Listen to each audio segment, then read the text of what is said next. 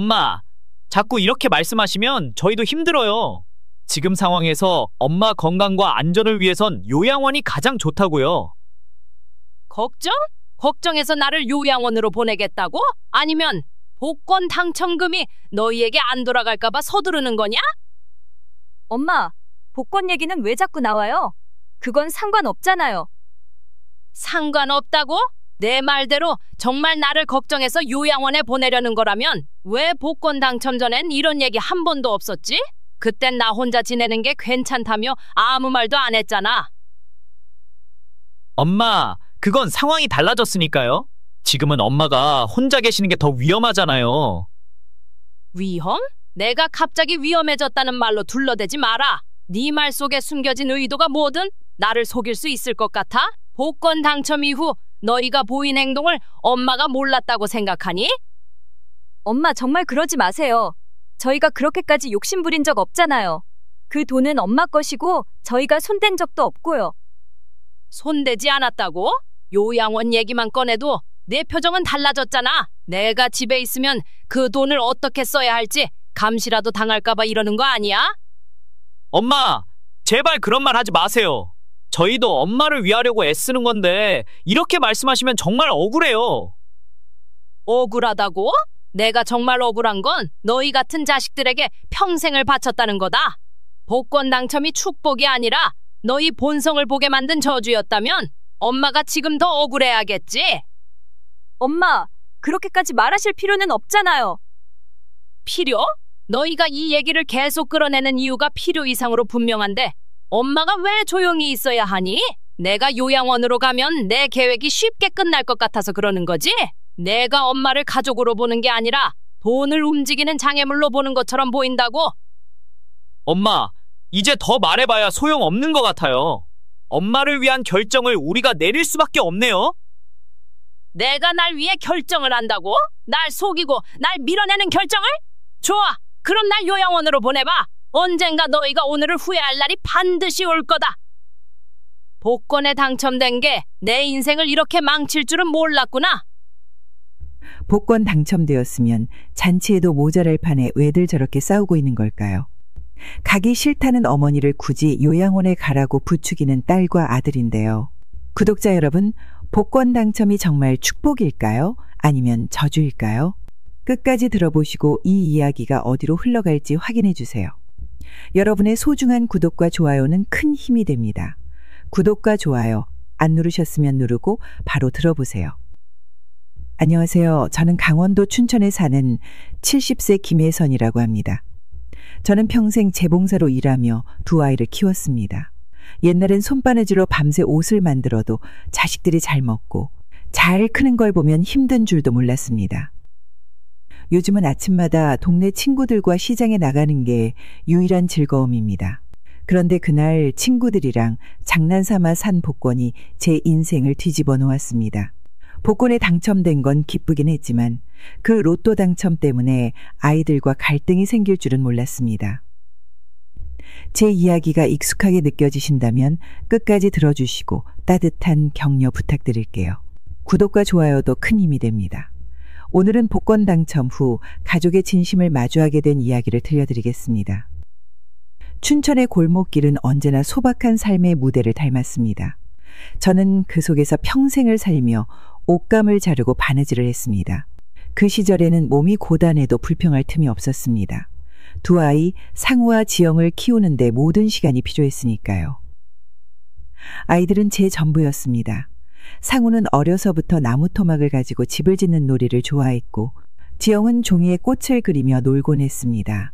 그런 모습을 보고 있으면 비록 남의 옷을 기우는 일이 고되고 손가락에 바늘 자국이 끊이지 않아도 이게 엄마의 일이구나 싶었습니다.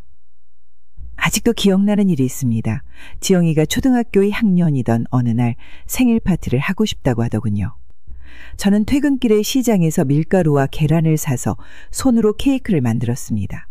아이가 초를 불면서 엄마 정말 맛있어라고 말했을 때 피로가 씻겨나가는 것 같았습니다. 그렇게 했으며 키운 아이들은 어느덧 다 자라 각자의 길을 갔습니다. 상우는 건축가가 되었고 지영은 이벤트 기획자로 바쁜 삶을 살았습니다. 저도 나이를 먹으며 재봉사 일을 그만두고 작은 연립주택에서 조용히 살고 있었습니다. 그날은 친구들과 함께 시장을 가는 평범한 날이었습니다. 햇살이 골목을 부드럽게 비추고 바람은 가볍게 코끝을 스쳤습니다.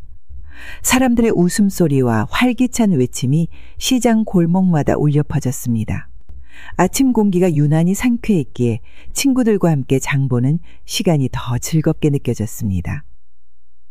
한참을 시장을 돌아다니며 이것저것 구경하던 중 친구가 문득 말했습니다.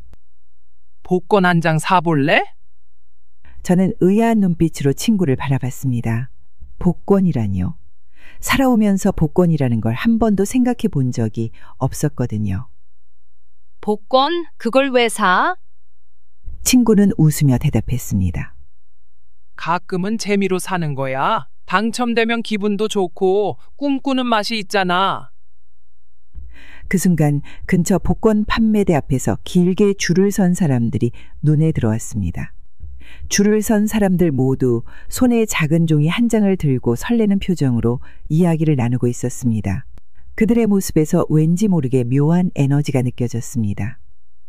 근데 당첨되면 얼마나 받아? 운이 정말 좋으면 40억까지 받을 수도 있대. 물론 쉽진 않겠지. 그 말을 듣자 잠시 멍해졌습니다. 40억이라니 상상조차 해본 적 없는 금액이었습니다. 평생을 일하고 아끼며 살아도 그만큼을 벌기는 불가능하다고 생각했기 때문입니다. 장을 다 본 뒤에도 그 말이 계속 머릿속에 맴돌았습니다. 그러다 무심코 복권 판매대 앞으로 발걸음을 옮겼습니다. 제가 복권을 산다는 건 참 어색한 일이었지만 이상하게도 그 순간만큼은 마치 제게 무언가 특별한 일이 일어날 것 같은 기분이 들었습니다. 복권을 건네받으며 손바닥 위에 올려놓았을 때 그 크기가 작아 보이면서도 무겁게 느껴졌습니다. 당첨될 수 있을까? 스스로를 다독이며 기대하지 말자고 했지만 알 수 없는 설렘이 가슴 한구석에 자리 잡았습니다. 집으로 돌아오자마자 복권을 책상 위에 올려두었습니다. 가만히 바라보며 한참을 생각했습니다. 손끝이 가만히 떨리는 것을 느꼈습니다. 평생 복권에 관심을 둔 적이 없던 제가 이 작은 종이를 이렇게 오래 들여다보고 있을 줄은 몰랐습니다. 어차피 안 될 텐데 내가 왜 이렇게 신경을 쓰는 걸까? 자신에게 말했지만 이상하게도 복권에서 눈을 뗄 수 없었습니다. 그 안에 담긴 가능성이 저를 붙잡고 있는 듯 했습니다. 기대하지 않겠다고 마음을 다잡으면서도 어느새 다시 복권의 시선이 돌아가곤 했습니다. 그 작은 종이가 제 인생을 어떻게 바꿀지 그때는 전혀 상상하지 못했습니다. 복권 숫자를 확인하는 날, 방 안은 고요했습니다. 작은 탁상 램프 불빛 아래 손에 든 복권을 보며 천천히 번호를 맞춰보기 시작했습니다. 첫 번째 숫자가 맞아떨어지는 순간 가슴이 요동치기 시작했습니다. 심장이 두근거리고 손끝이 미세하게 떨렸습니다. 이게 진짜 맞는 거야? 두 번째, 세 번째 숫자를 확인하며 떨림은 점점 더 커졌습니다. 종이가 손에서 미끄러질까봐 꽉 붙잡았지만 손끝의 떨림은 멈추질 않았습니다. 그리고 마지막 번호까지 모두 맞았다는 사실을 깨닫는 순간 온몸이 얼어붙는 것 같았습니다. 이럴 리가 없는데? 가슴 속에서 무언가가 쿵 하고 떨어지는 듯한 기분이 들었습니다. 뭔가 잘못 본 게 아닐까 싶어서 몇 번이고 다시 확인했습니다. 눈을 비비고 숫자를 다시 읽어봐도 결과는 변하지 않았습니다. 그 순간 머릿속에는 온갖 생각이 물밀듯 밀려왔습니다. 만약 이 사실을 친구들에게 말하면 무슨 일이 벌어질까? 동네에 소문이라도 나면 어떻게 하지? 내 아들과 딸은 이걸 어떻게 받아들일까? 생각이 꼬리에 꼬리를 물며 이어졌습니다. 이런저런 걱정과 불안이 겹쳐질수록 심장은 더 빠르게 뛰기 시작했습니다. 다음 날 친구들과 시장에서 만났습니다. 마음속에서는 복권 당첨 사실을 알리고 싶은 충동이 강하게 일었지만 저는 꾹 참았습니다. 아무 일도 없었던 것처럼 웃으며 대화를 나누고 장을 보았습니다. 속에서는 복잡한 감정이 휘몰아쳤지만 겉으로는 평소와 다름없는 모습으로 행동했습니다. 그날 내내 제 안에서는 질문이 반복되었습니다. 내가 이 돈을 가질 자격이 있을까? 이게 정말 내게 축복일까? 아니면 또 다른 걱정거리가 될까? 아무리 애써 무시하려 해도 그 질문이 계속 맴돌았습니다. 집에 돌아온 뒤 한참을 고민하다 결국 아들과 딸에게만 이 사실을 알리기로 했습니다. 저녁 식사를 핑계로 두 아이를 집으로 초대했습니다. 저녁상을 차리며 마음이 떨리고 손이 제대로 움직이지 않았습니다.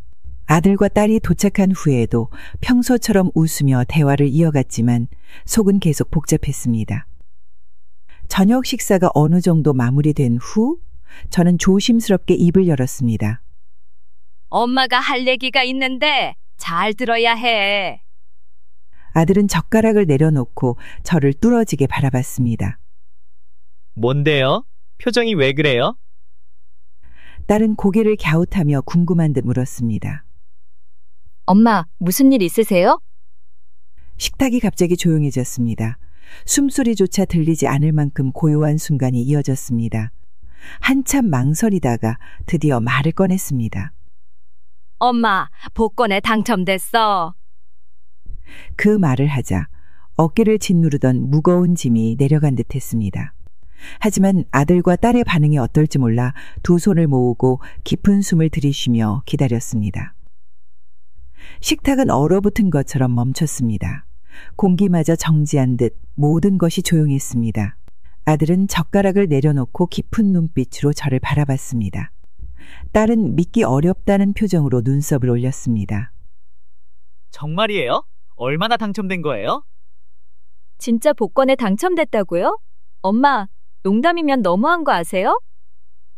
딸의 말에 웃음이 나올 뻔했지만 두 아이의 반응은 제가 기대했던 것과는 사뭇 달랐습니다. 그들의 눈빛에는 놀라움뿐 아니라 다른 감정이 엉켜 있는 것 같았습니다. 정말이야. 금액은 중요하지 않고 이 돈을 우리 가족을 위해 어떻게 쓸지 함께 생각해보자. 아들은 조용히 고개를 끄덕이며 무언가 깊이 생각하는 듯 했습니다. 딸은 손을 식탁 위에 올리고 입술을 깨물며 망설이다가 말을 꺼냈습니다. 엄마, 그 돈으로 우리한테도 조금은 좋은 삶을 만들어줄 생각 있죠? 이제는 엄마도 좀 즐기셔야 하고. 아들은 잠시 침묵하다가 고개를 들었습니다. 엄마 말대로 가족을 위해 이 돈이 잘 쓰였으면 좋겠어요. 그런데 앞으로는 정말 신중하게 계획해야 할 것 같아요. 그날 대화는 그렇게 끝나지 않았습니다. 아이들의 반응은 단순한 기쁨이나 놀라움이 아니었습니다. 그 안에는 기대, 걱정, 그리고 어쩌면 탐욕 같은 감정이 살짝 드러나는 것 같았습니다. 저는 그날 밤 두 아이가 집을 떠난 뒤에도 식탁에 앉아 한참 동안 생각했습니다. 복권 당첨이 가족에게 진정한 축복이 될지 아니면 또 다른 갈등의 시작이 될지 알 수 없었습니다. 오랜만에 친구를 만나러 요양원을 찾았습니다. 아픈 친구를 보러 간다는 생각에 긴장도 됐지만 조금이라도 위로와 웃음을 주고 싶어 밝은 표정을 유지하려 노력했습니다. 문득 친구와 함께 나눴던 즐거운 기억들이 떠올라 마음이 조금은 가벼워지는 듯 했지만 요양원 건물이 보이는 순간 다시 긴장감이 밀려왔습니다. 요양원은 생각보다 훨씬 낡아 보였습니다.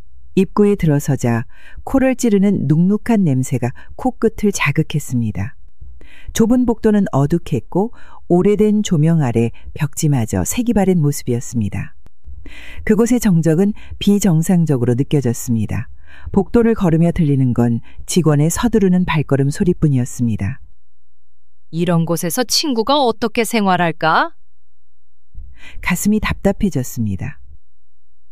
친구의 방으로 가는 길, 문틈으로 보이는 작은 방들의 풍경이 눈에 들어왔습니다. 침대가 빽빽하게 들어선 공간에서 어르신들이 각자 침대에 누워 있거나 앉아 있었습니다. 몇몇은 허공을 바라보며 깊은 생각에 잠긴 듯한 모습이었습니다. 어딘가 말벗을 찾고 싶지만 아무도 없는 듯한 표정에는 고독이 묻어 있었습니다. 친구의 방에 들어갔을 때 친구는 창가에 앉아 있었습니다.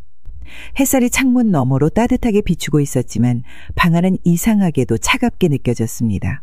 친구의 얼굴이 한눈에 들어왔는데 예전보다 훨씬 야위고 수척해 보였습니다. 오랜만이네. 요즘 몸은 좀 어때? 다 그렇지 뭐. 그래도 와줘서 고마워. 친구의 말에 가슴이 미어지는 기분이었습니다. 방 안을 둘러보니 오래된 가구들, 낡아버린 이불, 그리고 삐걱거리는 의자가 전부였습니다. 벽 한쪽에는 가족 사진이 놓여 있었는데 먼지가 쌓여 그 색조차 흐릿했습니다. 친구가 이런 곳에서 생활하고 있다는 사실이 믿기지 않았습니다. 방을 나서며 복도로 다시 들어섰을 때 한 노인이 휠체어에 앉아 창밖을 바라보고 있는 모습이 눈에 들어왔습니다. 손끝은 바닥을 향해 축 늘어져 있었고 그 손이 닳고 다른 세월의 무게를 말해주는 것 같았습니다. 그저 무심코 지나칠 수 없었습니다. 왜 어르신들이 이렇게 지내야 할까? 조금 더 따뜻하고 편한 환경이면 얼마나 좋을까? 그곳을 떠날 때 마음은 복잡했습니다. 요양원 외벽에 나 있는 작은 금들조차 어딘가 쓸쓸해 보였습니다. 그곳이 삶의 끝자락을 준비하는 공간이라고 생각하니 그날 본 풍경들이 마음속에 깊이 자리 잡았습니다. 집으로 돌아오는 길, 차창 너머의 풍경은 여느 때와 같았지만 머릿속은 계속 그날 본 장면들로 가득했습니다. 복도에서 마주친 어르신들의 눈빛, 창가에 앉아 외로움을 느끼던 친구의 모습이 잊히지 않았습니다. 요양원을 다녀온 뒤로 며칠간 머릿속이 복잡했습니다. 눈앞에 생생하게 떠오르는 건 친구의 야윈 얼굴과 그곳의 풍경이었습니다. 좁고 차가운 복도, 한데 모여놓인 낡은 침대들, 그리고 고개를 푹 숙이고 창밖만 바라보던 어르신들, 모두가 제게 뭔가를 말하는 듯 했습니다. 내가 본 그 모습들을 그냥 잊어버릴 수는 없어. 복권 당첨 후 돈을 어떻게 쓸지 고민이 많았지만 요양원에서 본 풍경은 저를 흔들어 놓았습니다. 친구를 보러 가기 전까지만 해도 그 돈으로 가족을 위해 무엇을 할지에 대해 생각했지만 이제는 마음 한편이 강하게 당기는 느낌이 있었습니다. 더 이상 망설일 수 없을 것 같았습니다. 요양원을 개선하는데 당첨금을 써야겠다고 마음을 굳히고 아이들을 불러 이야기를 꺼내기로 했습니다. 가족 모임이라는 핑계로 아들과 딸을 초대했습니다. 저녁 준비를 하면서도 손이 떨리고 가슴이 두근거렸습니다. 저녁 식사를 끝낸 뒤 저는 아이들을 바라보며 천천히 입을 열었습니다. 엄마가 복권 당첨된 돈을 어떻게 쓸지 결정을 내렸어. 아들은 젓가락을 내려놓고 저를 주의 깊게 바라봤습니다. 딸은 미소를 지으며 기대하는 눈빛을 보냈습니다. 그래서 어떻게 쓰실 거예요? 우리한테 좋은 일도 해주시는 거죠? 저는 잠시 머뭇거리다가 천천히 말을 꺼냈습니다. 엄마는 요양원을 고치고 싶어. 좀 더 따뜻하고 편안한 곳으로 만들어서 어르신들이 마지막을 외롭지 않게 보내셨으면 좋겠어. 순간 아이들의 표정이 묘하게 변했습니다. 예상하지 못한 대답이었는지 두 사람 모두 당황한 기색을 보였습니다. 아들은 팔짱을 끼고 고개를 갸웃하며 생각에 잠겼고 딸은 약간 불만스러운 표정으로 물었습니다. 그 돈을 그런 데 쓰신다고요? 엄마, 그게 정말 필요한 거예요? 아들도 말에 보탰습니다. 엄마, 뜻은 알겠는데 우리 가족도 분명히 쓸 곳이 많아요. 이건 한 번 더 고민해 볼 문제 같아요. 그 말을 듣는 순간 마음이 무겁게 내려앉는 것 같았습니다. 하지만 제가 요양원에서 봤던 현실은 잊히지 않았습니다. 깊은 숨을 들이마신 뒤 다시 한번 제 뜻을 설명했습니다. 엄마도 많이 고민했어. 그런데 요양원에서 본 어르신들의 모습이 너무 안타까웠어. 추운 복도, 낡은 가구, 외로움 속에 계신 분들, 엄마가 이 돈을 진짜 의미 있는데 쓰고 싶다고 느꼈어. 물론 가족도 중요하지만 이런 곳에서 사람들이 더 나은 삶을 살 수 있게 돕는 게 더 필요한 일이라고 생각했어. 아들과 딸은 더 이상 반박하지 않았지만 표정에는 여전히 만족스럽지 않은 기색이 남아 있었습니다. 하지만 저는 결심을 굳히고 아이들에게 말했습니다. 이건 엄마가 꼭 해야 하는 일이야. 너희도 나중에 이해해 줄 거라고 믿어. 그날 밤 저는 한참 동안 창가에 앉아 요양원의 모습을 떠올렸습니다. 침구와 가구를 새롭게 바꾸고 건물을 단장하고 어르신들을 위한 다양한 프로그램을 만들 수 있다면 그분들의 하루가 조금은 더 따뜻하고 평온하지 않을까 싶었습니다. 이 계획을 실행하기 위해 어떤 도움을 받아야 할지, 어디서부터 시작해야 할지 하나씩 적어 나갔습니다. 아들과 딸의 반응이 마음에 걸리긴 했지만 저는 제 결정을 후회하지 않았습니다. 제게 주어진 이 돈은 단순히 가족만을 위한 것이 아니라 세상을 조금 더 나은 곳으로 만들라는 뜻일지도 모른다는 생각이 들었기 때문입니다. 다음 날 아들은 아침부터 제 집으로 다시 찾아왔습니다. 문을 열고 들어온 아들의 손에는 몇 장의 종이가 들려 있었습니다.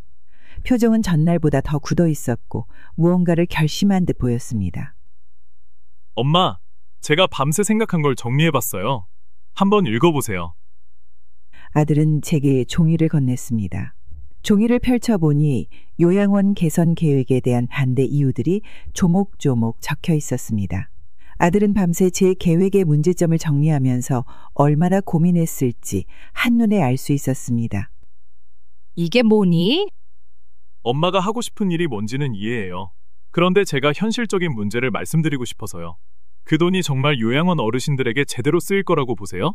관리비에 흘러가거나 낭비될 가능성이 훨씬 높아요. 종이를 읽어 내려가며 제 마음은 갈피를 잡지 못했습니다.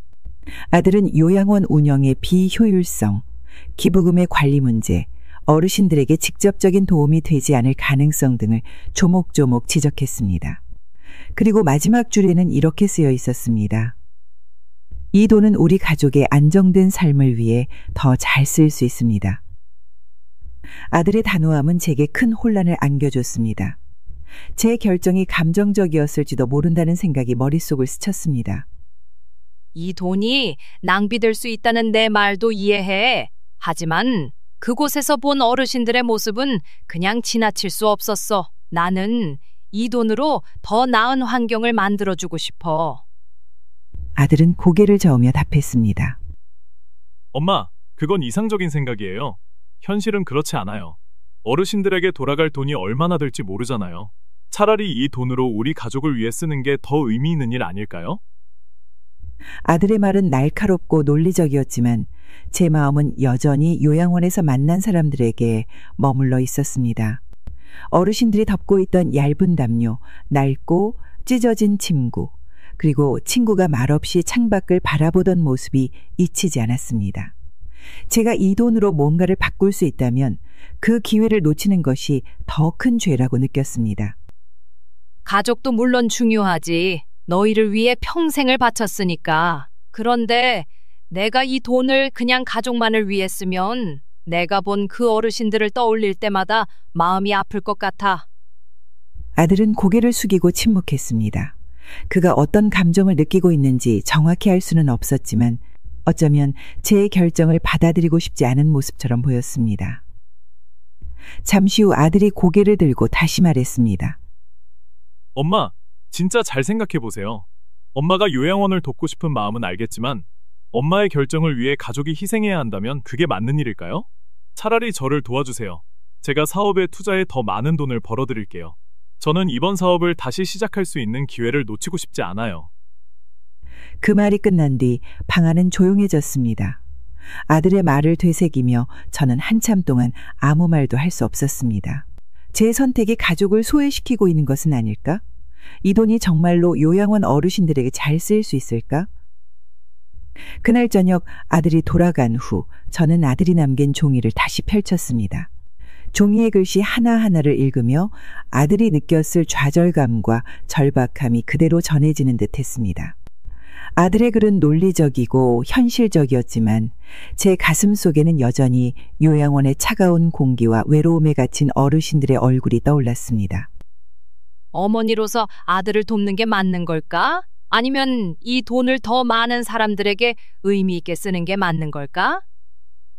방 안에서 홀로 앉아 창밖을 바라보며 저는 스스로에게 끊임없이 질문했습니다. 아들이 요양원 개선 계획에 반대하며 사업자금을 요청한 지 며칠이 지났습니다. 그 사이 저는 갈등으로 마음이 가라앉을 날이 없었습니다. 그런데 그날 아침 딸이 저를 찾아왔습니다. 딸은 평소처럼 밝은 미소를 지으며 들어왔지만 어딘가 마음속 깊은 곳에는 다급함이 숨어 있는 듯 했습니다. 엄마, 요즘 잘 지내죠? 우리 얘기 좀 해요. 저는 딸의 손을 잡아 따뜻한 차를 내오며 대화를 시작하려 했습니다. 딸은 차를 마시며 천천히 본론을 꺼냈습니다. 엄마, 복권 당첨된 돈 있잖아요. 그걸로 아파트 하나 사는 게 어때요? 그 말을 듣는 순간 머릿속이 복잡해졌습니다. 아들이 사업 자금을 부탁했을 때 느꼈던 혼란과는 또 다른 혼란이 밀려왔습니다. 틀을 산다고? 왜 그런 생각을 했니? 딸은 진지한 표정으로 말을 이어갔습니다. 엄마도 알잖아요. 요즘 좋은 아파트 하나쯤은 있어야 해요. 엄마가 편하게 살 수도 있고 나중에 우리가 필요할 때 쓸 수도 있잖아요. 요즘은 자산이 곧 안정이에요. 딸의 말은 일리가 있는 듯 했습니다. 하지만 저는 이 돈을 어떻게 써야 할지에 대한 고민이 깊어질 뿐이었습니다. 우리 집도 살기 불편하지 않은데 굳이 새 아파트를 살 필요가 있을까? 딸은 고개를 젓고 답했습니다. 엄마, 그건 엄마가 생각하는 거고요. 요즘은 환경이 중요해요. 좋은 곳에서 살아야 더 오래 건강하게 살 수 있어요. 엄마가 가진 돈으로 좋은 곳에 살면 우리 가족 모두가 더 안정될 수 있어요. 딸의 말이 끝날 때쯤 저는 요양원에서 만났던 어르신들의 얼굴이 떠올랐습니다. 그들은 낡은 가구와 차가운 방에서 마지막 삶의 시간을 보내고 있었습니다. 그와 동시에 딸의 말이 머릿속을 맴돌았습니다. 가족이 더 좋은 환경에서 안정된 삶을 살아야 한다는 현실적인 이유도 무시할 수 없었습니다. 내 말이 틀린 건 아니야. 하지만 난 이 돈을 진짜 필요한 사람들을 위해 쓰고 싶어. 요양원에서 만난 어르신들을 보면 그분들은 정말 작은 변화로도 삶이 더 나아질 수 있을 것 같아. 딸은 한숨을 쉬며 차를 내려놓고 다시 말했습니다. 이번에는 어조가 한층 더 단호해졌습니다. 엄마, 진짜 잘 생각해 보세요. 엄마가 그 돈을 어떻게 쓰든 우리 가족에도 영향을 미치는 거잖아요. 엄마만 생각할 게 아니에요. 가족이 안정되면 엄마도 편하지 않겠어요? 그 말이 끝난 뒤 방 안에 잠시 침묵이 흘렀습니다. 딸은 자신의 말이 저에게 미칠 영향을 고민하는 듯 보였지만 저는 마음이 무겁기만 했습니다. 딸이 저를 위해 좋은 제안을 하고 있다고 믿고 싶었지만 아들에 이어 딸까지 당첨금을 가족의 필요를 위해 써달라는 요구를 하는 것처럼 느껴졌습니다. 딸이 돌아간 후 저는 긴 한숨을 내쉬며 식탁에 홀로 앉았습니다. 차가 식어버린 잔을 손으로 감싸 쥐며 머리를 숙였습니다. 요양원에서 본 어르신들의 모습이 또다시 떠올랐습니다. 어르신들의 손끝에 묻어있던 세월의 무게, 외로운 눈빛, 그리고 친구가 창가에 앉아 무표정하게 말했던 한마디. 기대할 게 없어. 그냥 하루가 지나가기만 기다리는 거야. 그 모습과 딸이 떠난 뒤에 정막이 겹치면서 머릿속이 엉켜버린 것 같았습니다. 며칠 동안 마음의 짐이 점점 더 커져갔습니다. 아들과 딸이 제게 요구한 말들이 머릿속에서 떠나지 않았습니다. 요양원에서 본 어르신들의 쓸쓸한 모습과 친구의 지친 얼굴이 떠오르면 다시 아이들이 요구했던 현실적인 문제들이 겹쳐졌습니다. 제가 해야 할 선택이 어떤 방향이어야 하는지 도무지 알 수 없었습니다. 그날 아침 온몸이 천근만근처럼 무거웠습니다. 겨우 눈을 떴지만 머리가 지끈거리고 숨쉬기가 버거웠습니다. 평소처럼 일어나려 했지만 다리가 흔들리고 끝내 바닥에 주저앉고 말았습니다. 손끝이 얼음장처럼 차갑고 가슴 한쪽이 답답하게 조여오는 느낌이 들었습니다. 이게 무슨 일이야. 잠깐만 일어나야 해. 온몸에 힘이 빠져버려 아무것도 할 수 없었습니다. 눈앞이 흐려지면서 아이들이 제 이름을 부르는 소리가 멀게만 들렸습니다. 눈을 떴을 때는 낯선 병실이었습니다. 조명은 차갑게 빛났고 주위에는 생소한 기계음이 들렸습니다. 아들과 딸이 제 옆에 앉아 있었습니다. 제 손을 잡은 딸의 손길이 따뜻했지만 어딘가 익숙하지 않은 위로처럼 느껴졌습니다. 엄마, 무리하시면 안 돼요. 엄마 건강이 제일 중요해요. 요즘 많이 힘들어 하셨잖아요. 아들도 조용히 제 곁에 있다가 말을 꺼냈습니다. 엄마가 좀 쉬셔야 할 것 같아요. 그래서 요양원에 모시기로 했어요. 치료도 받고 더 편히 지내세요. 그 말을 들었을 때 가슴이 꽉 막히는 기분이 들었습니다. 요양원이라는 말이 낯설고도 서글프게 들렸습니다. 그곳은 제가 돕고 싶었던 곳이었지만 정작 제가 머물러야 할 곳이라고는 생각하지 못했기 때문입니다. 요양원이라니? 내가 왜 거기 가야 하니? 그냥 집에서 쉬면 되잖아. 딸은 한숨을 내쉬며 제 손을 꼭 잡았습니다. 엄마, 지금은 엄마 건강이 제일 중요해요. 집에서는 충분히 엄마를 돌보기가 어려워요. 요양원에서는 전문가들이 치료해주고 간호사분들도 항상 곁에 계실 거예요. 그 말을 듣는 순간 어디서부터인지 모를 불안감이 밀려왔습니다. 딸의 설득이 진심처럼 들리긴 했지만 마음 한구석에서는 아이들이 정말 저를 걱정하는 건지 의심이 들기 시작했습니다.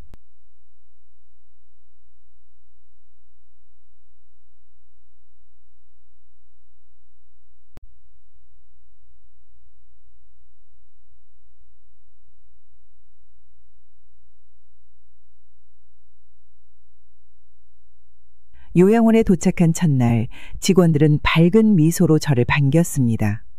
하지만 그 미소 너머로 느껴지는 어딘가 기계적인 친절함이 저를 불편하게 했습니다.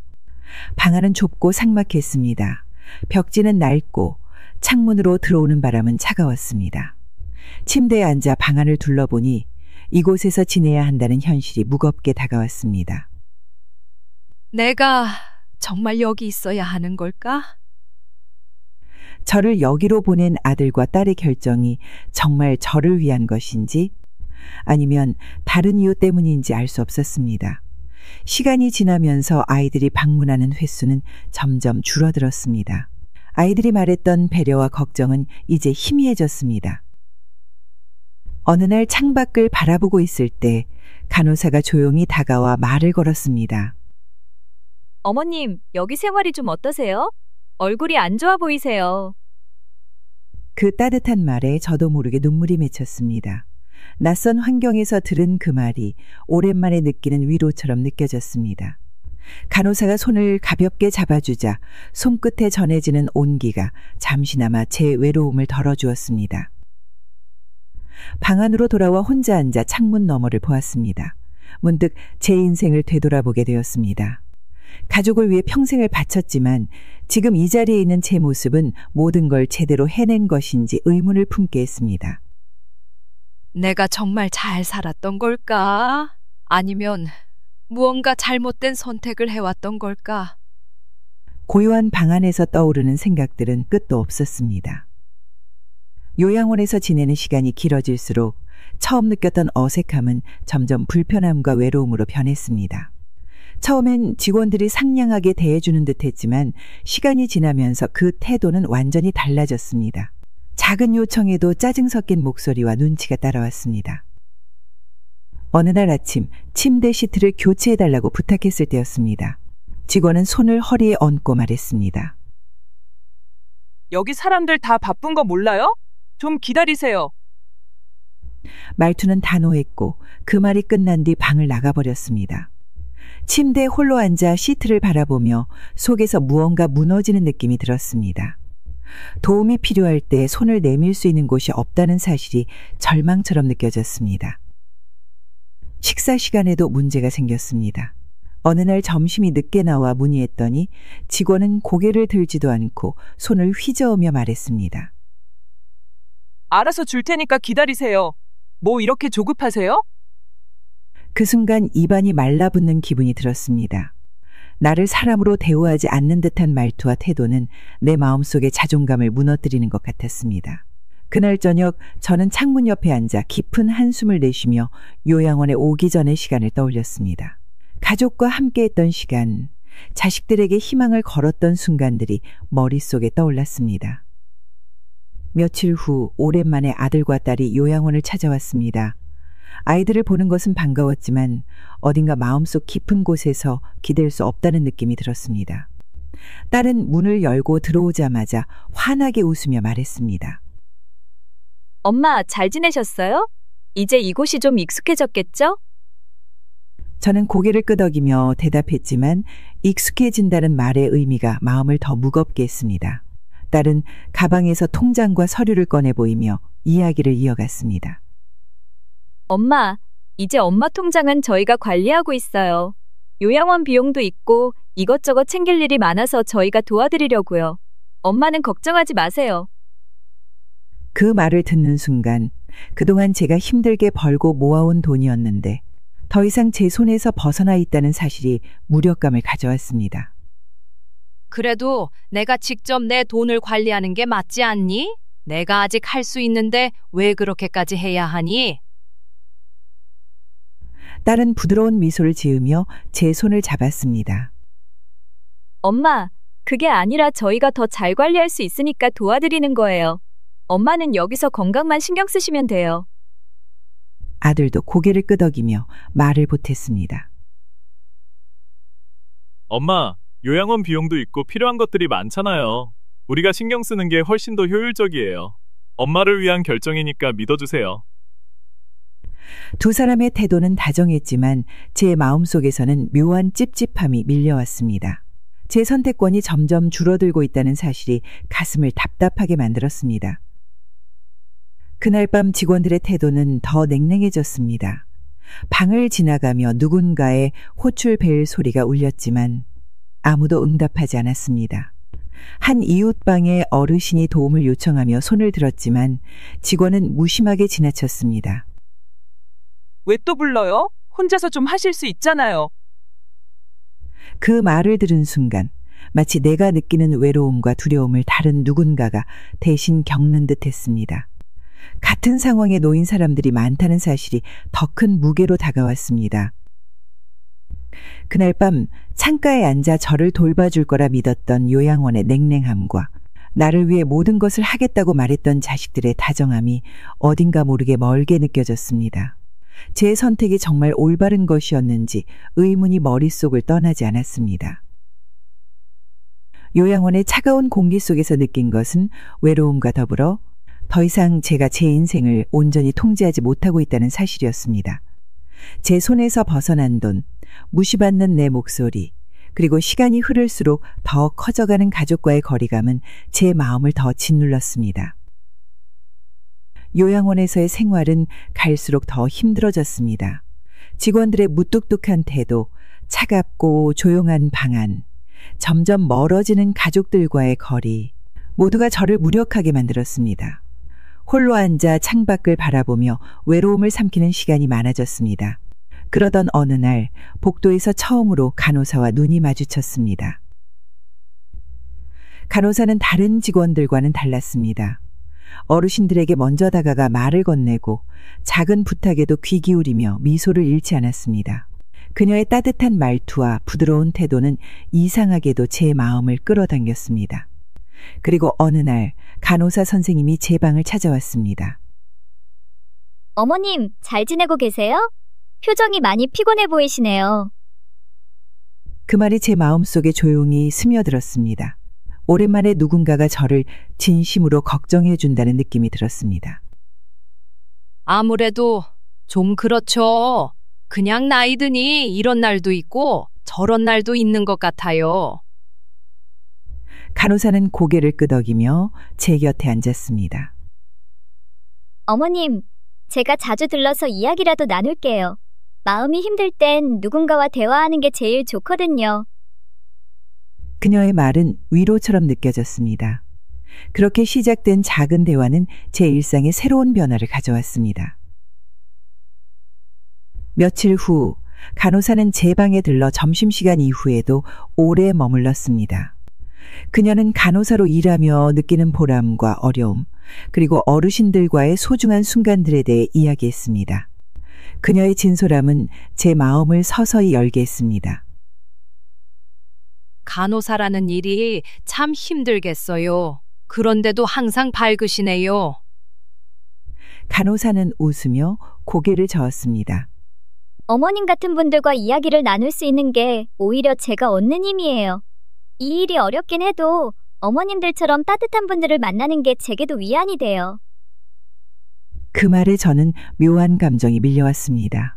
오랜 시간 누군가에게 제가 의미 있는 존재로 느껴질 수 있다는 사실이 새삼스레 감사하게 느껴졌습니다. 어느 날 간호사는 평소와는 다른 진지한 표정으로 제 방에 들어왔습니다. 그녀는 서류 한 장을 손에 들고 있었습니다. 어머님, 제가 말씀드릴 게 있어요.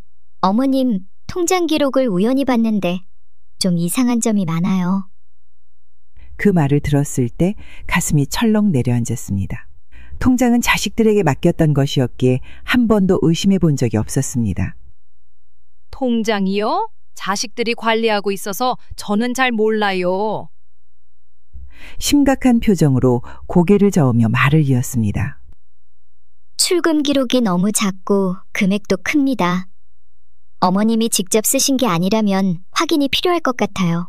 혹시 자녀분들이 어머님 돈을 다른 데 사용하고 계신 건 아닌지 걱정돼요. 그 말을 듣는 순간 머릿속이 복잡해지며 불안감이 밀려왔습니다. 자식들을 믿고 맡겼던 돈이 잘못된 방향으로 쓰이고 있을 가능성을 생각하니 숨이 막히는 것 같았습니다. 설마 그럴 리가 있겠니? 그래도 확인해 봐야겠구나. 조심스럽게 제 손을 잡으며 말했습니다. 어머님, 제가 조금 더 알아볼게요. 이런 일이 생기면 안 되잖아요. 어머님께서 이곳에 오신 이유도 건강 때문이 아닌 다른 이유가 있었을 수도 있겠다고 생각했어요.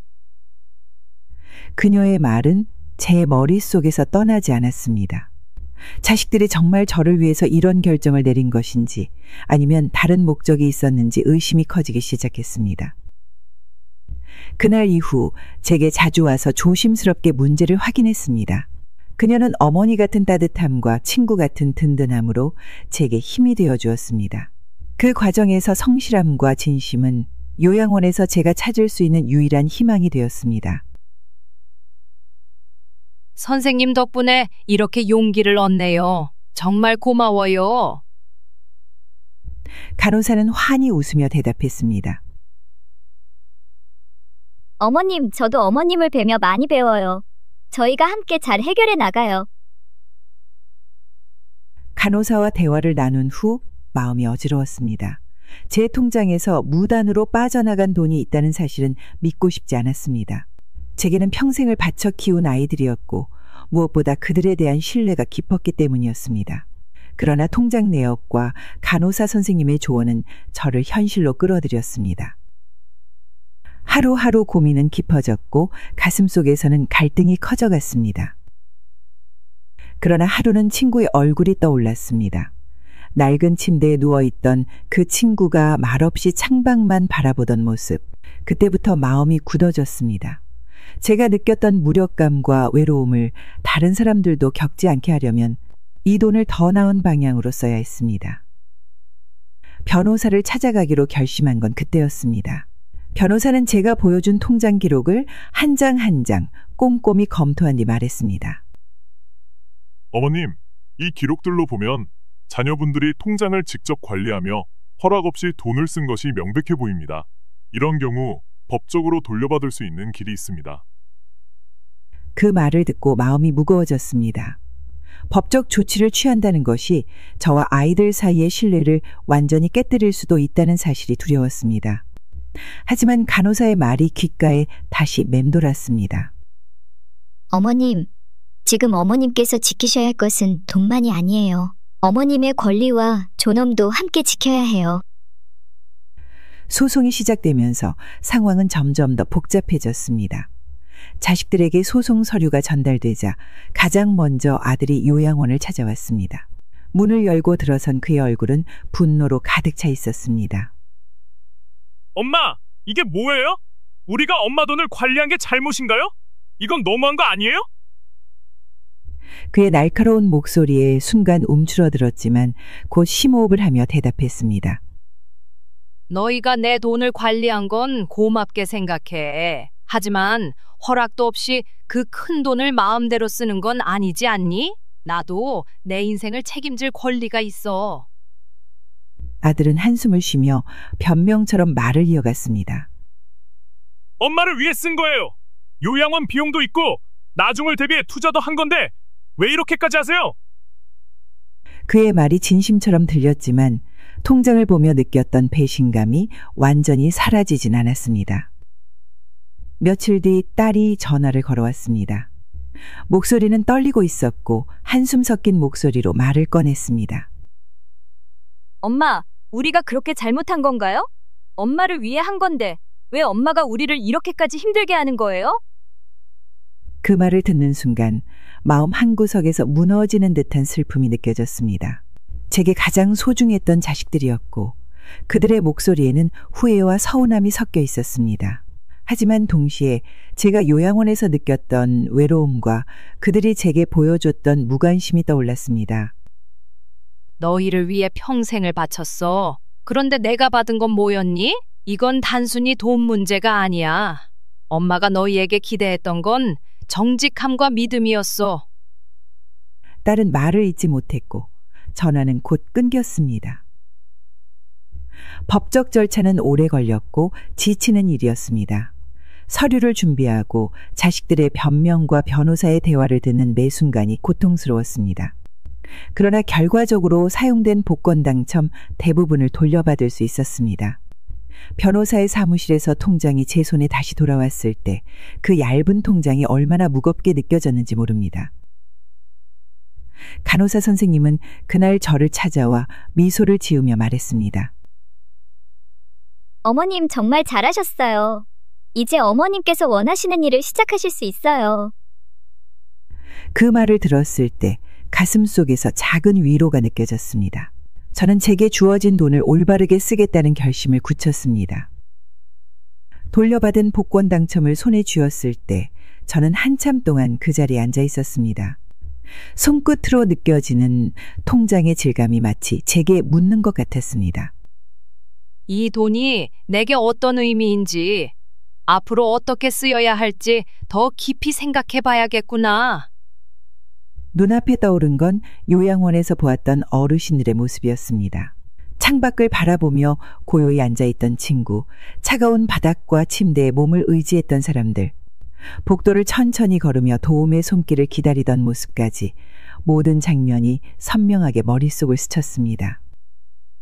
결심은 생각보다 빠르게 내려졌습니다. 이 돈은 어르신들이 따뜻하게 머물 수 있는 요양원을 만드는 데 써야겠다고 마음먹었습니다. 프로젝트를 시작하며 가장 먼저 계획한 것은 건물의 전면적인 개보수였습니다. 오래된 요양원의 낡은 모습은 사람들의 마음까지 차갑게 만들었습니다. 어두운 복도와 허름한 방들은 어르신들이 지내기엔 너무 삭막했습니다. 건축가들과 상의해 전체 구조를 바꾸기로 했습니다. 벽은 따뜻한 색의 페인트로 새로 칠하고 복도마다 햇빛이 잘 들어올 수 있도록 창문을 넓혔습니다. 방 안에는 밝고 은은한 조명을 설치해 어르신들이 안정감을 느낄 수 있도록 했습니다. 또한 창문마다 커튼과 작은 화분을 두어 자연의 온기가 느껴지게 했습니다.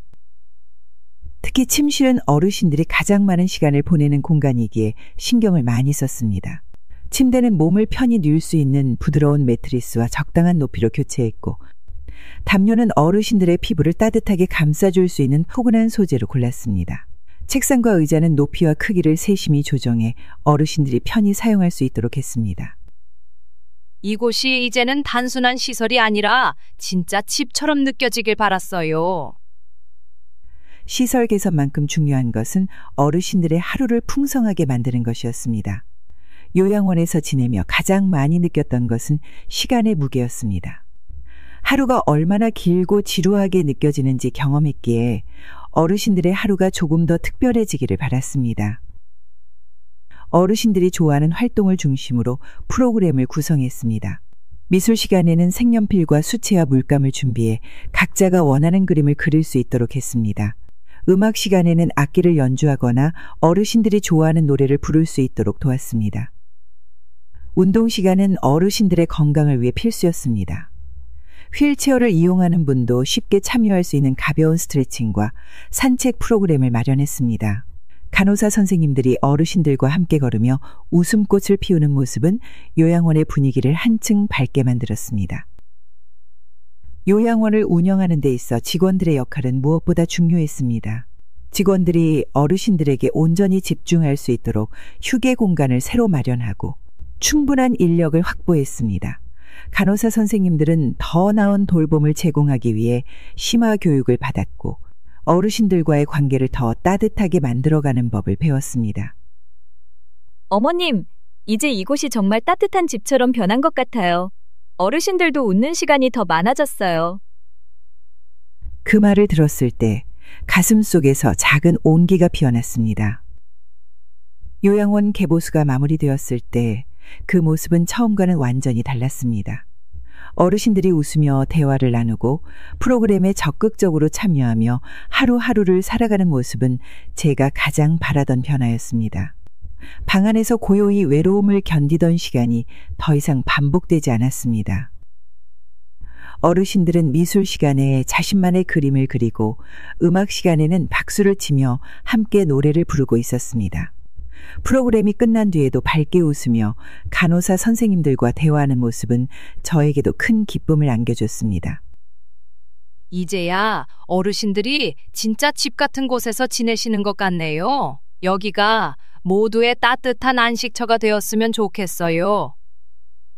그날 밤 저는 요양원의 모습을 떠올리며 긴 한숨을 내쉬었습니다. 이 돈이 단순히 저를 위한 것이 아니었다는 사실을 깨닫는 순간 마음속에서 깊은 평화가 찾아왔습니다. 요양원 프로젝트가 끝나고 어르신들이 밝게 웃는 모습을 보며 저는 조금씩 마음의 평화를 찾았습니다. 복권 당첨금을 어르신들을 위해 쓰기로 한 결정은 분명 옳은 선택이었지만 자식들과의 관계는 여전히 마음속에 깊은 상처로 남아 있었습니다. 내가 평생 바친 정성과 사랑이 결국 이렇게 돌아올 줄은 몰랐어. 매일 밤 저는 긴 시간 동안 자식들과의 지난 날을 떠올렸습니다. 젊은 시절 두 아이가 학교에 다니던 시절, 밤새 재봉틀을 돌리며 학비와 생활비를 마련하던 제 모습이 스쳐갔습니다. 그들을 위해서는 어떤 희생도 당연히 받아들였던 시간들이었습니다. 하지만 자식들이 복권 당첨금으로 보여준 행동은 제게 깊은 배신감을 안겨주었습니다. 그 돈은 단순한 금액 이상의 의미를 가지고 있었습니다. 그것은 제가 힘겹게 살아온 세월 끝에서 얻은 기회였고 이 돈으로 누군가의 삶을 바꿀 수 있다는 희망이었습니다. 그런 돈을 자식들이 허락도 없이 사용했다는 사실은 저를 다시금 현실로 깨닫게 했습니다. 며칠 후 변호사와의 상담이 있었습니다. 재산 분배에 대한 유언장 작성이 주제였습니다. 변호사가 조심스럽게 물었습니다. 어머님, 자녀분들께 유산을 얼마나 남기실 계획이신가요? 그 말을 듣는 순간 저는 한참 동안 아무 대답도 하지 못했습니다. 마음 한구석에서는 자식들에게 미안한 마음이 들었지만 지난 일을 생각하면 그들의 손에 유산이 남겨져야 할 이유를 찾기 어려웠습니다.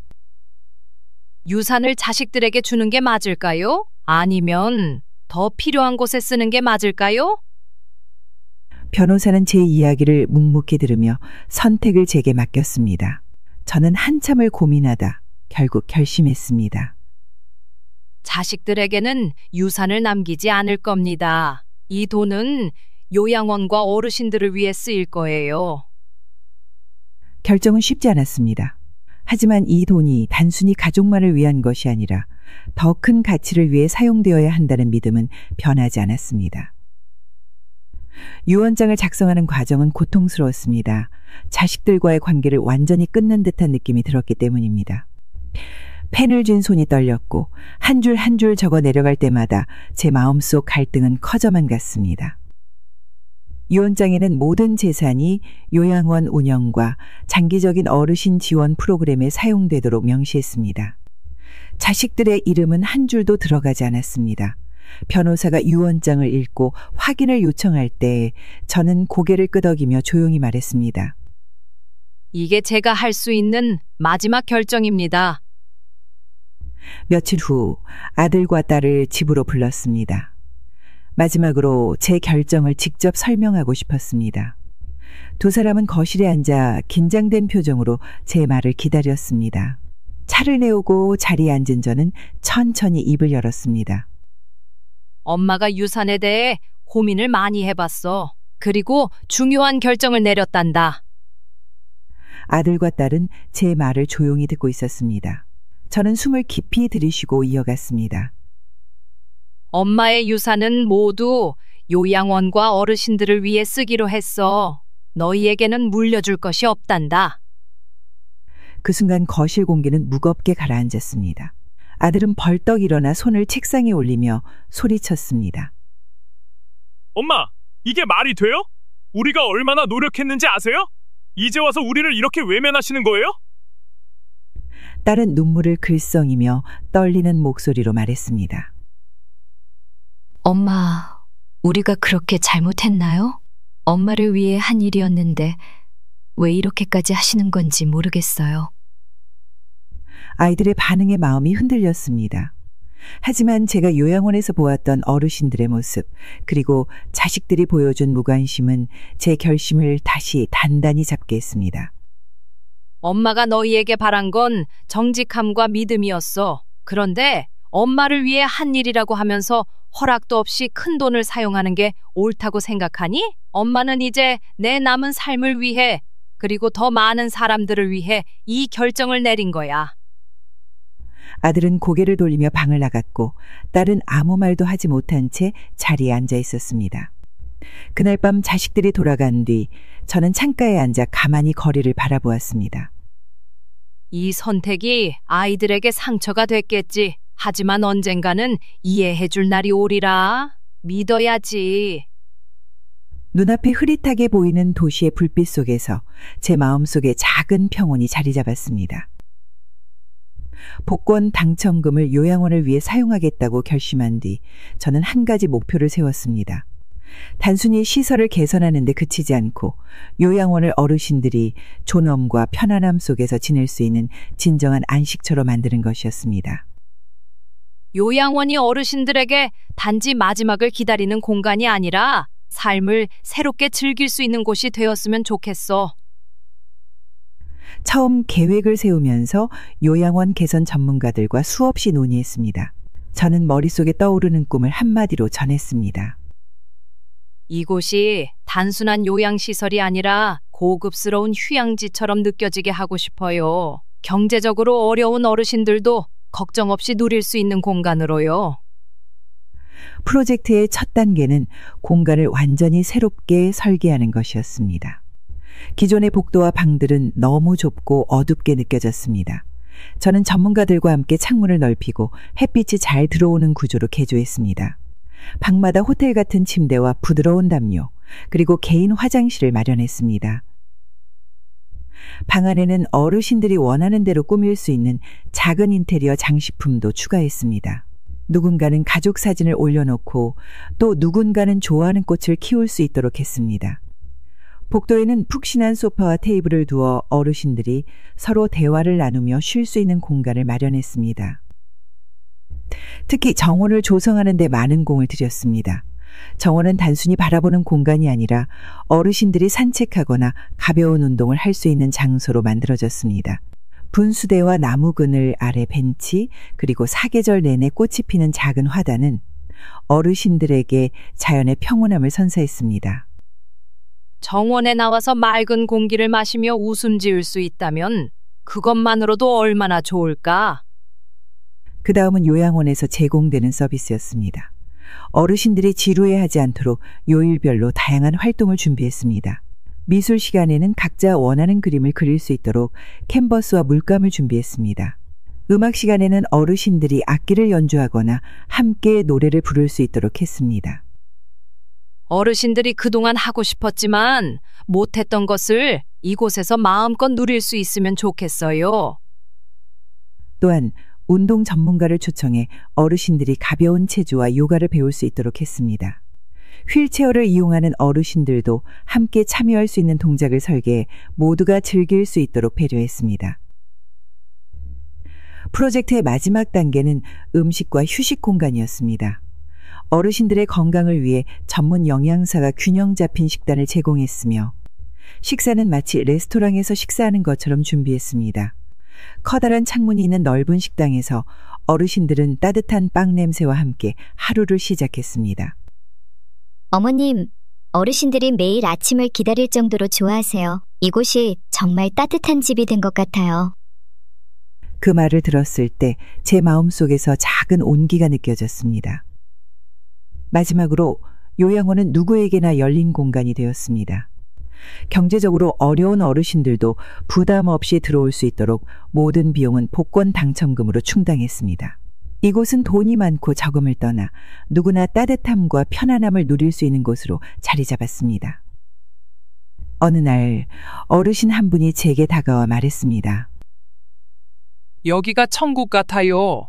이런 곳에서 살 줄은 꿈에도 몰랐어요. 정말 감사합니다. 그 말을 듣는 순간 그동안의 모든 수고가 보람으로 느껴졌습니다.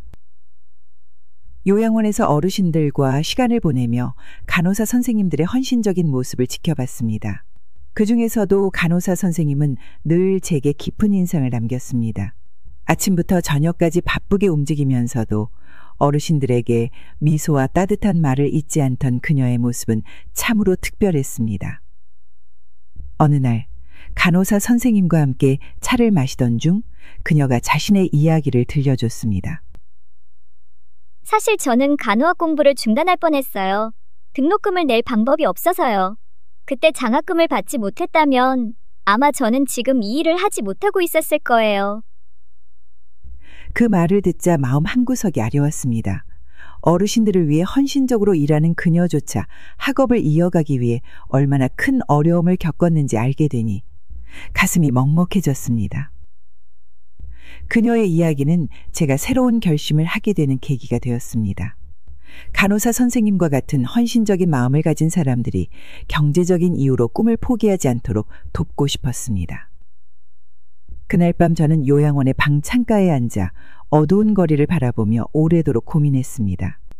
어르신들을 돌보는 간호사들은 단순히 직업인 이상으로 누군가의 삶을 지탱하는 소중한 존재들이었습니다. 그러나 현실은 그들이 간호사가 되기까지 얼마나 많은 장벽에 부딪히는지를 말해줬습니다. 더 많은 사람들이 이 길을 선택할 수 있도록 돕는 게 내가 해야 할 일이구나. 다음 날 아침 변호사를 찾아가 장학금을 설립하는 계획을 상의했습니다. 간호사가 되고 싶지만 경제적인 어려움으로 꿈을 포기하려는 이들에게 도움을 주는 프로그램을 만드는 것이 목적이었습니다. 장학금은 등록금 지원뿐만 아니라 생활비까지 포함해 학생들이 학업에 전념할 수 있도록 설계되었습니다. 변호사는 제 결정을 듣고 미소를 지으며 말했습니다. 어머님, 이 결정이 많은 사람들에게 큰 희망이 될 겁니다. 간호사를 꿈꾸는 학생들에게 이런 기회는 정말 소중해요. 그 말은 제 결심을 더욱 단단하게 만들었습니다. 장학금의 이름을 정하는 과정에서 저는 망설임 없이 간호사 선생님의 이름을 떠올렸습니다. 그녀의 헌신과 사랑이 더 많은 사람들에게 전달되기를 바랐습니다. 이 장학금은 간호사 선생님이 얼마나 중요한 일을 하고 있는지 세상에 알리는 기회가 될 거예요. 간호사 선생님은 깜짝 놀란 얼굴로 저를 바라보다 조용히 고개를 끄덕였습니다. 정말 감사합니다, 어머님. 이 이름이 부끄럽지 않도록 저도 더 열심히 하겠습니다. 장학금 프로그램은 빠르게 진행되었습니다. 전국의 간호학과 학생들에게 소식을 알리고 지원서를 받아 심사하는 과정은 긴장되었지만 보람이 있었습니다. 처음 장학생 명단이 발표되었을 때 저는 그들의 이름을 하나하나 읽으며 눈시울이 뜨거워졌습니다. 장학생으로 선발된 학생들과 만나는 날, 저는 그들의 눈빛에서 간호사가 되고 싶다는 간절함을 느꼈습니다.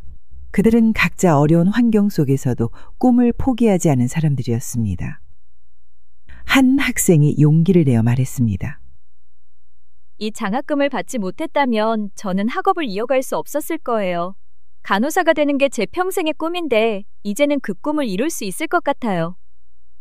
그 말을 들었을 때 마음속 깊이 감동이 밀려왔습니다. 이 장학금이 단순히 돈 이상의 의미를 가지고 있음을 깨닫는 순간이었습니다. 장학생들은 학업을 마친 뒤 요양원에서 실습하며 어르신들과 직접 시간을 보냈습니다. 그들은 하나같이 따뜻한 마음과 배려로 어르신들을 돌보며 요양원의 분위기를 한층 더 밝게 만들었습니다. 어느 날 한 학생이 제게 다가와 진심 어린 목소리로 말했습니다. 어머님 덕분에 이 길을 걸을 수 있었습니다. 감사함을 잊지 않고 어르신들을 위해 더 열심히 하겠습니다. 그 말을 듣는 순간 눈물이 맺혔습니다. 복권 당첨금을 더 많은 사람들에게 나눌 수 있다는 사실이 이렇게 큰 보람으로 돌아올 줄은 상상도 못했습니다.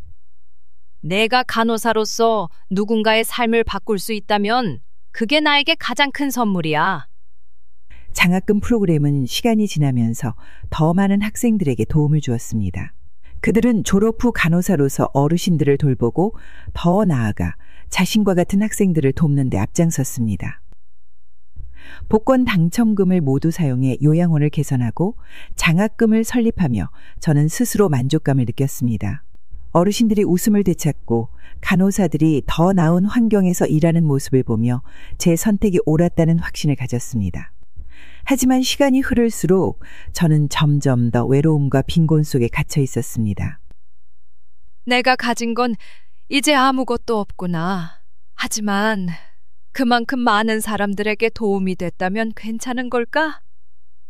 아들과 딸은 소송 이후로 완전히 저와 등을 돌렸습니다. 처음에는 분노 섞인 목소리로 제게 따지듯 연락을 해오던 그들이 이제는 아예 제 삶에서 사라진 듯 했습니다. 내가 너무 과했나? 아니면 처음부터 이렇게 될 운명이었나? 명절이 되어도 아무도 찾아오지 않았습니다. 문 밖에서 들리는 다른 집의 웃음소리가 저를 더 고요한 방으로 밀어넣었습니다.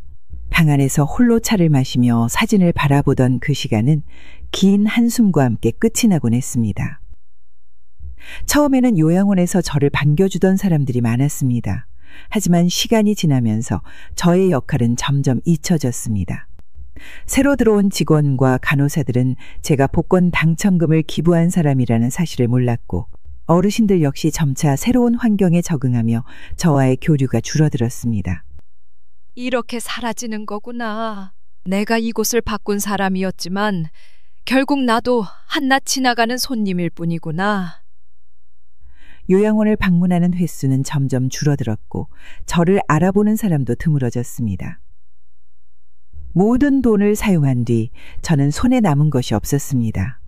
복권 당첨금은 저의 삶의 작은 여유도 남기지 않은 채 모두 좋은 일에 쓰였습니다. 처음에는 그 선택이 자랑스러웠지만 시간이 지날수록 현실의 무게가 점점 더 저를 짓눌렀습니다. 의료비를 감당하기 어려운 날이 많아졌고 생활비조차 줄여가며 하루하루를 버텨야 했습니다. 작은 방의 냉기가 겨울 내내 제 곁을 떠나지 않았고 낡은 담요 하나로 몸을 웅크린 채 잠을 이루는 밤이 많았습니다.